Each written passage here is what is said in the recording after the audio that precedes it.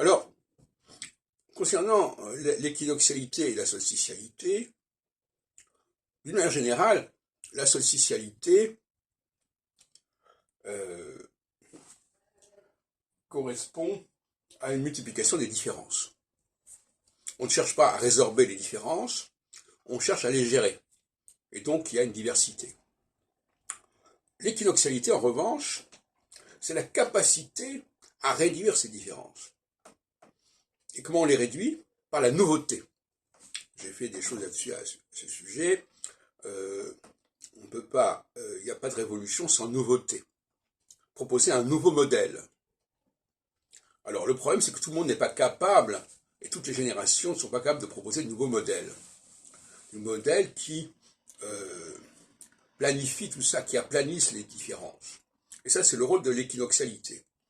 Alors l'équinoxialité, on attend des propositions de modèles qui vont se substituer aux anciens modèles qui font problème parce qu'ils se sont multipliés et que c'est la confusion. Alors, dans le cas de Mélenchon, est-ce qu'on peut vraiment dire qu'il a une démarche équinoxiale? Bon, nous ne sommes pas en période équinoxiale d'ailleurs. Est-ce qu'il propose un nouveau modèle? Il ne semble pas. L'option qu'il a choisie, c'est de rassembler autour de lui différentes sensibilités, mais il n'y a pas de pensée révolutionnaire, même s'il propose une 6e République. Mais qu'est-ce que c'est que cette 6e République? C'est un retour au parlementarisme, c'est pas vraiment quelque chose de nouveau, puisque on vient de le dire tout à l'heure, la France reste quand même avec un régime parlementaire jusqu'à un certain point. Et actuellement, on le sait très bien, puisque les législatives vont probablement faire jouer cette dimension parlementaire.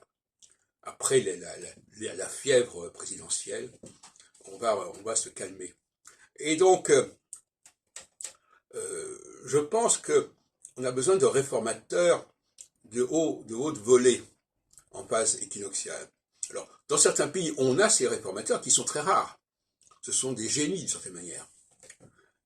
Comme dans le domaine de la science, il y a des gens qui, tout d'un coup, apportent des changements majeurs, des propositions majeures.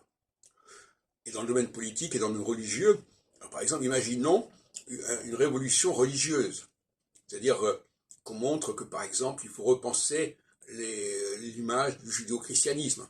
Bon, ce que je fais d'ailleurs. Bon, ben ça, c'est pas donné à tout le monde de proposer ce genre de choses.